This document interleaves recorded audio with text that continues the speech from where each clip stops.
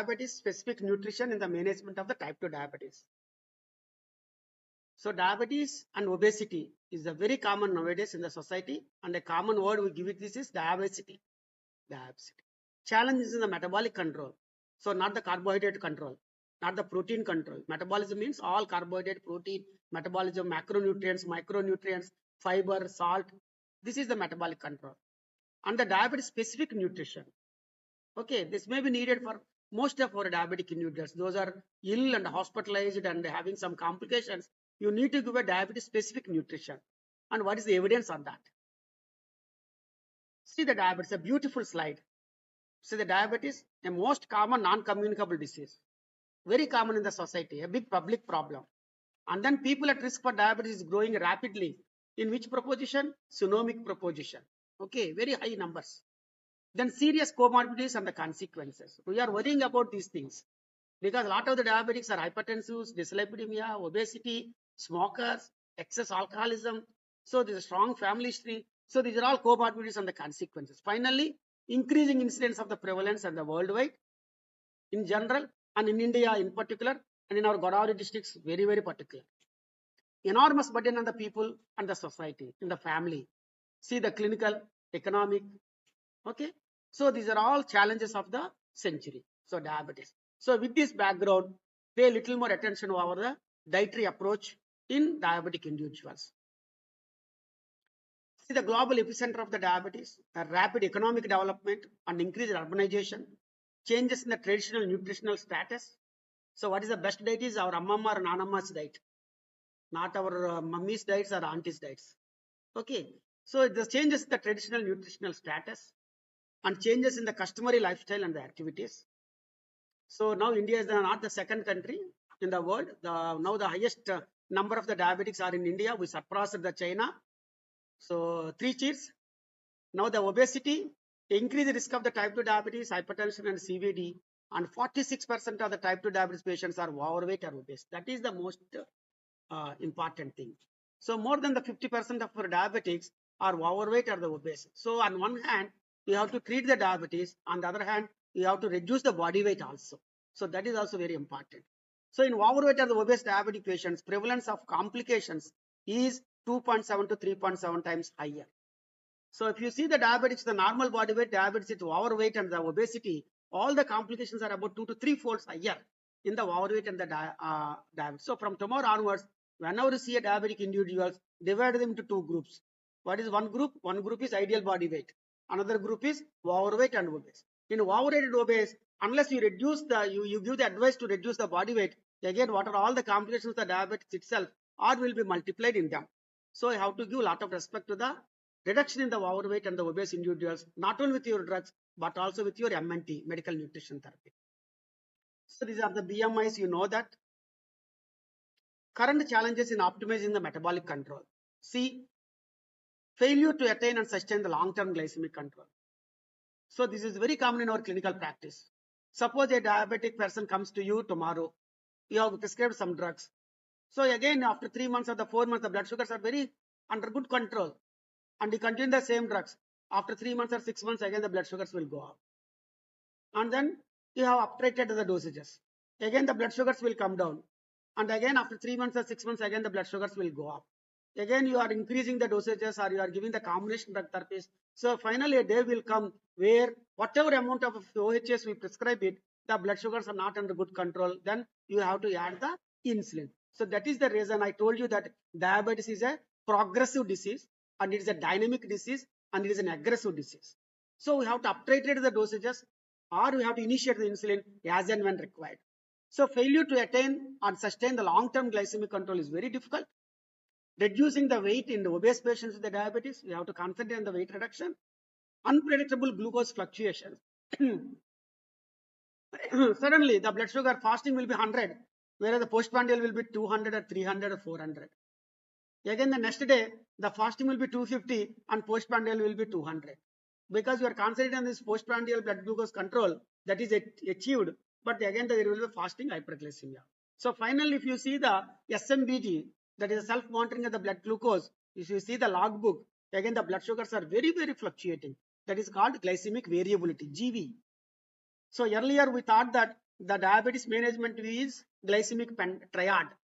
Triad means fasting, PP, HbA1c. So if you control the fasting, PP, HbA1c, good.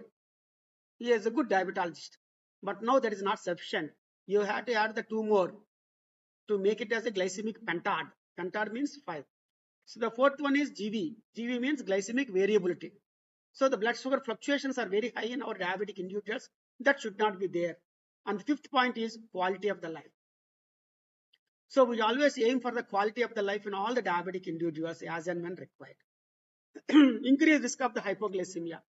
See, unfortunately, we prescribe a lot of the drugs to our patients, and also we introduce the insulin. So there is always quality of the life.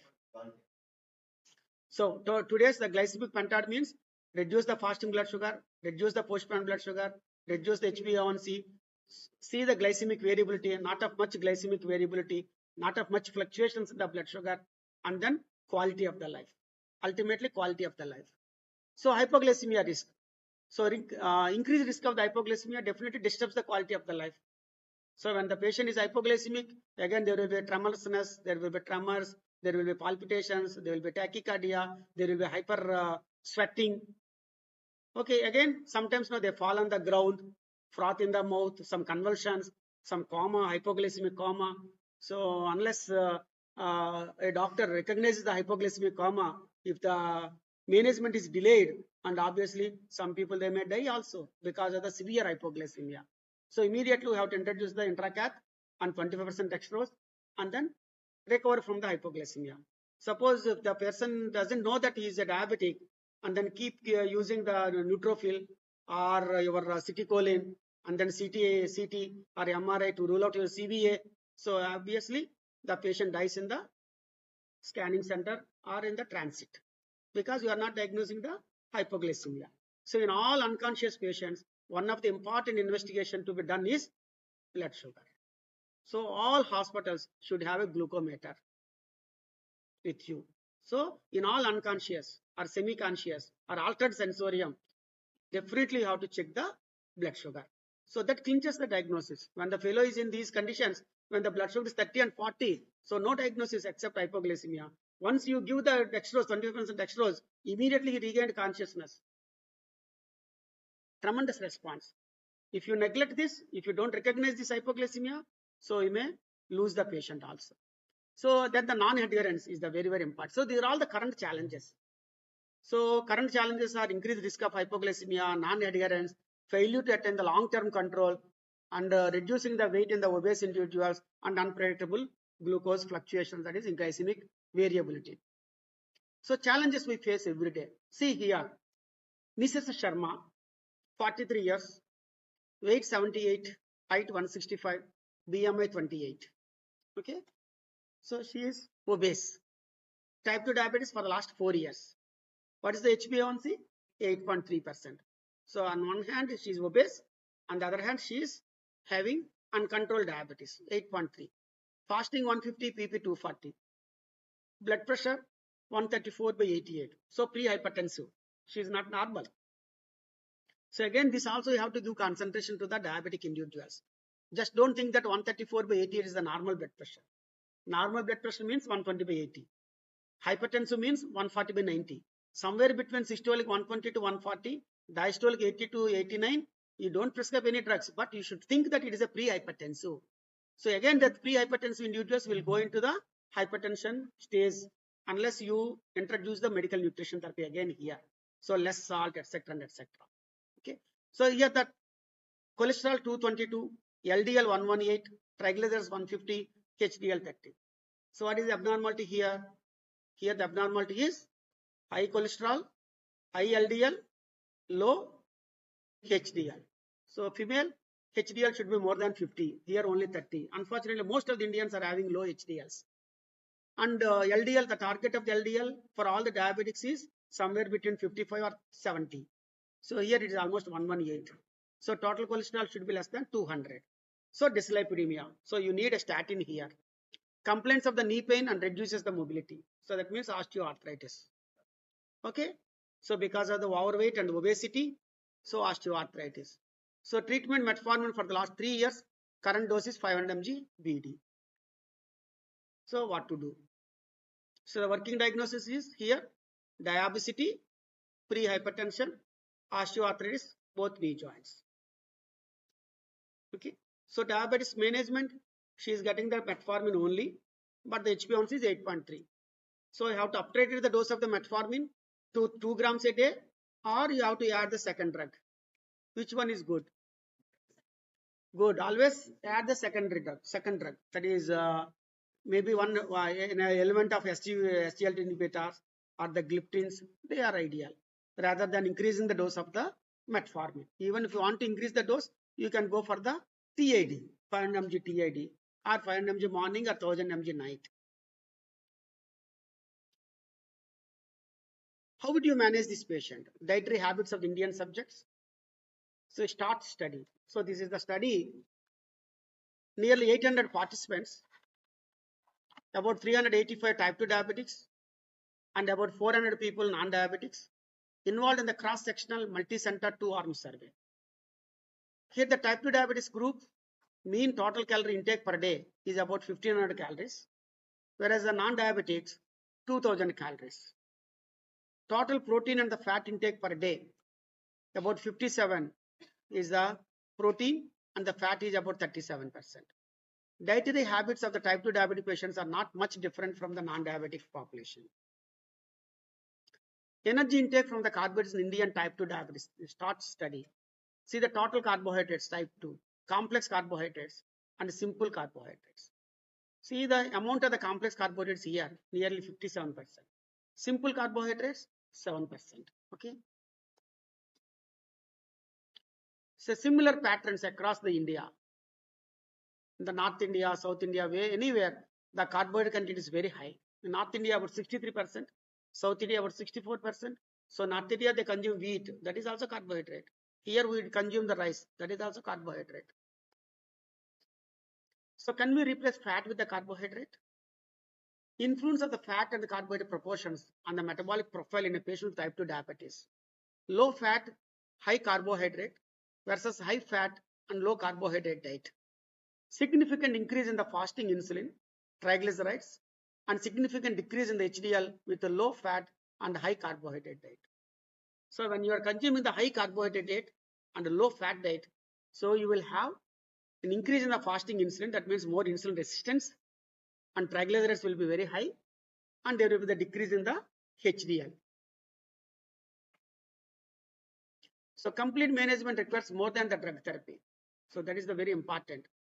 Standard and global algorithms exist for the use of the medications.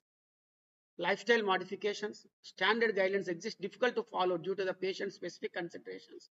And nutrition, challenge difficult to create or standardize due to the regional variations in the diet preferences. So complete management means you have to give the prescription medications and also lifestyle modifications and also nutrition.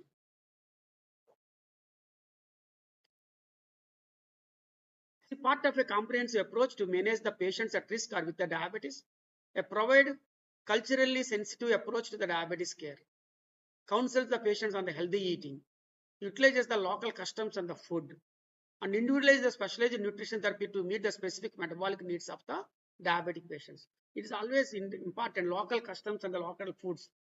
So don't advise the nuts to a rural Indian population or a real average. So they don't follow it. You are right in prescribing the nuts, etc. But they are not available. They are not known to the such of the foods. So that will be waste of your time and their time. So when you are teaching to a patient, when you are talking to the patient, you have to respect their food habits. And then wherever there is a high saturated fats, reduce them. Whenever there is a high simple sugars, reduce them and introduce more and more complex carbohydrates of their food. So then only it will be a palatable and a long lasting. So transcultural management of the people at risk for living the diabetes, considerable beyond the medical. Provide therapeutic lifestyle management at diagnosis and throughout the life. That is very important.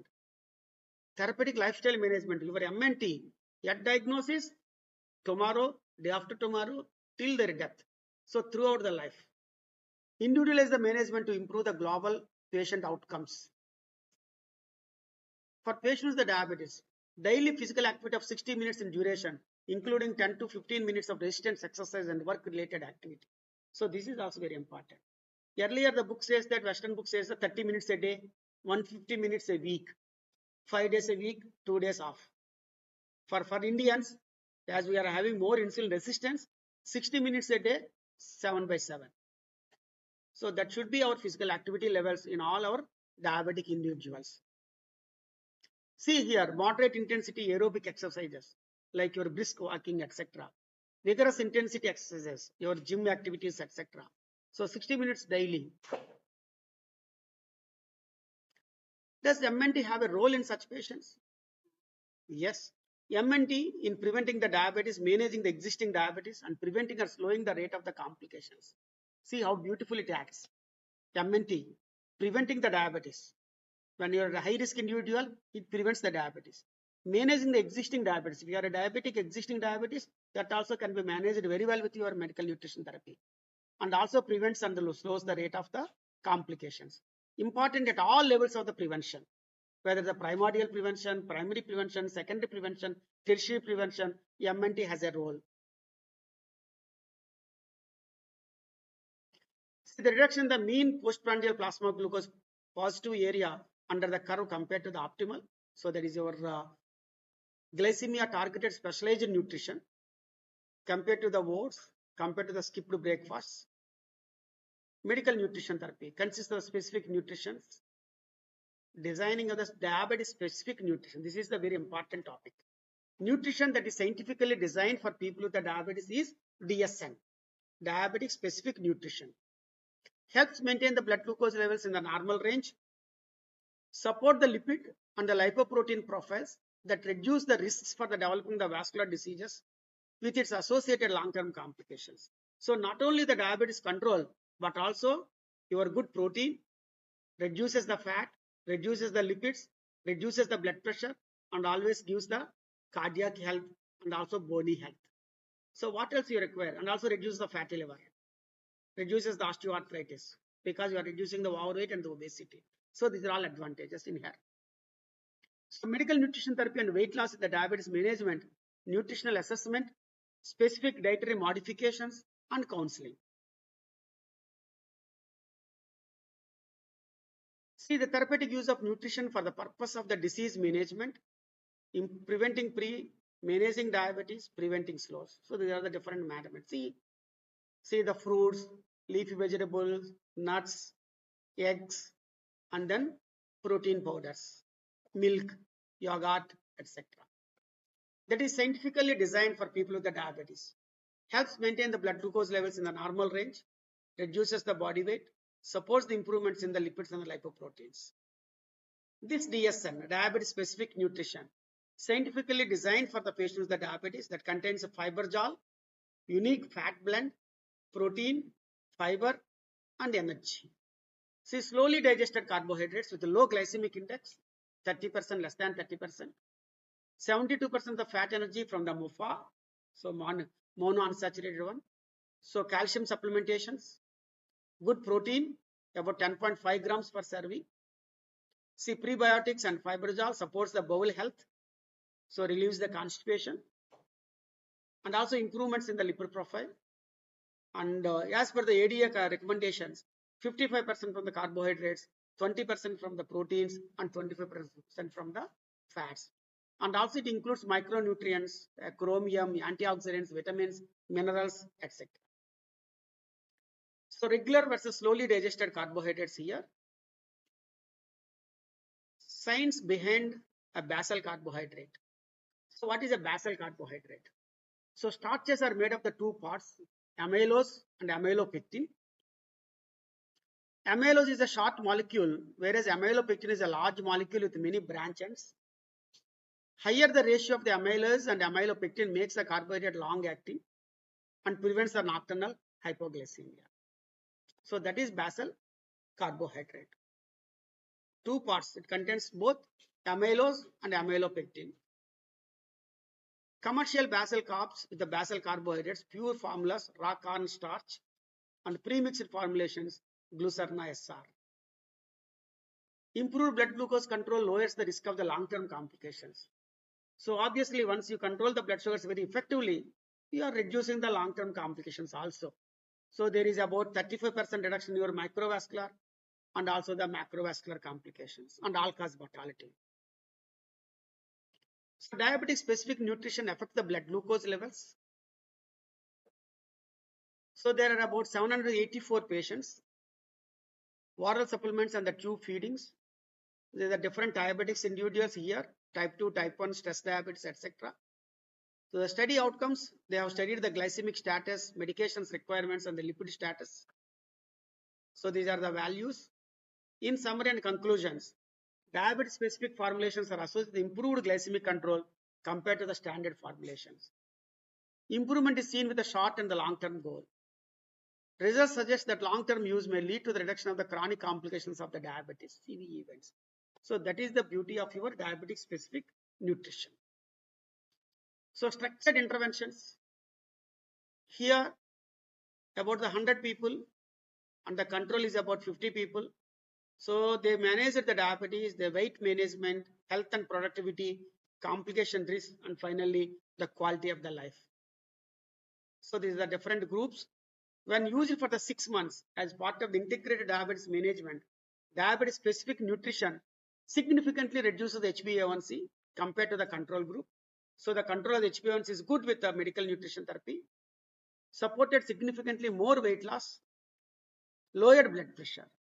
So it reduces the blood sugar, reduces the HbA1c, reduces the blood pressure, reduces the lipids. So these are all advantages of your specific nutrition. Weight management. Can diabetes specific nutrition preparations help with the weight loss in overweight and obese patients with the diabetes? See here they have seen about 390 patients, usual care in about 130, brief lifestyle counseling in about 131, and enhanced brief lifestyle counseling in 129. See the weight loss of more than 5 compared to the baseline at 1 year. Weight loss more than 5 compared to the baseline at the 2 years. This is another trial, look ahead trial, that means action for health in diabetes. So what is the objectives? So compare the long-term consequences of the weight loss. Weight reduction at the 4 years. After the 4 years of your intensive therapy, intensive lifestyle interventions. So more than 7% loss of the initial weight and more than 10% loss of the initial weight is seen with these things.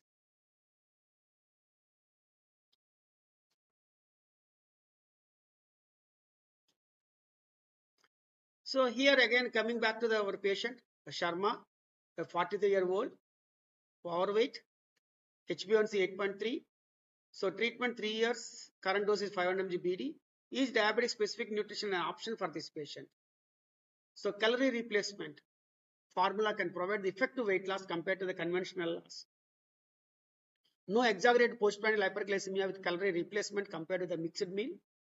A positive impact on GLP-1 also maintains better glycemic control than the standard formulas. So this case clearly shows you the importance of medical nutrition therapy. Without changing your dosages, if you concentrate on the dietary approach and good exercise, you can control the blood sugars very effectively.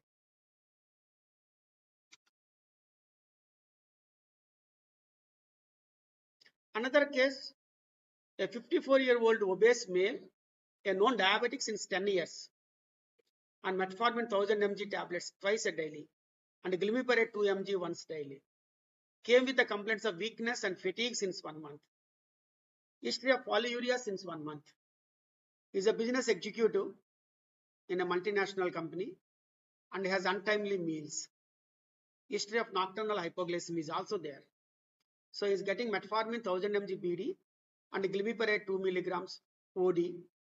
Which one is the hypoglycemic agent here? Glimepiride. See the blood pressure 130/90. Is it hypertensive? Yes. Yes. Diastolic is 90. So don't be happy with the systolic 130. You have to see the diastole also with your stethoscopes. So without the stethoscope, you can't record the diastole blood pressure. Most of the times the doctors see that the systolic, when the systolic is 130 or 120, they say that is only normal blood pressure. So here the 90, some people will have 100, 130/100, especially in the uncontrolled hypothyroidism. In hypothyroidism, you will have isolated diastolic hypertension. Whereas in hyperthyroidism, you will have isolated systolic hypertension. See here, the A1C is 9.6%. Cholesterol again 220, triglycerides 180. A case of type 2 diabetes currently diagnosed as the peripheral neuropathy and also dyslipidemia. He had the peripheral neuropathy also. So tingling, numbness sensation. Foot is at risk of getting the chronic ulcers. So peripheral neuropathy is also there. So this is the pharmacology. Metformin 1000 mg BD, glimepiride 2 mg OD, teneligliptin 20 milligrams OD, dietary modification, lifestyle changes, self-monitoring the blood glucose levels at home once in every 2 days, and review after 1 month. So this is the advice you have given to them. See after the 1 month, patient's blood glucose, FBS 140 to 160, postprandial 180 to 200. Also gave the step 2 episodes of hypoglycemia last 15 days post initiation of the therapy. So despite the medication, what could be the reason for this? Apart from the medication, is there something that's missing? So obviously, MNT, diet and exercise. An account of the hectic schedule has untimely meals. Okay, sometimes indulges in the excessive eating, has a lot of sugar and oily foods. The components to be addressed in Mr. X, imbalanced diet, glycemic variations. So it's an emerging problem. A lot of the people are having the diabetes. You all know the complications, treatment approach, HbA1c, lifestyle modifications, diet, nutrition. So there is a need for a balanced nutrition to overcome these changes. So balanced nutrition is very, very important. So balanced nutrition, complex carbohydrates, not more than 50%. Protein, good fat, no saturated fat, etc. So gold standard intervention of providing a balanced diet in the diabetics. So this is a medical nutrition therapy. Goals of the MNT, already told you, sir. Maintain the blood glucose levels in the normal range. Not hyperglycemic or hypoglycemic, no GV. A lipid and lipoprotein profile that reduces the risk of the vascular disease. So with a good dietary, balanced diet, the cholesterol also will come down to normal. So the vessels also will be happy. Blood pressure levels in the normal range. So the BP will be under the good control.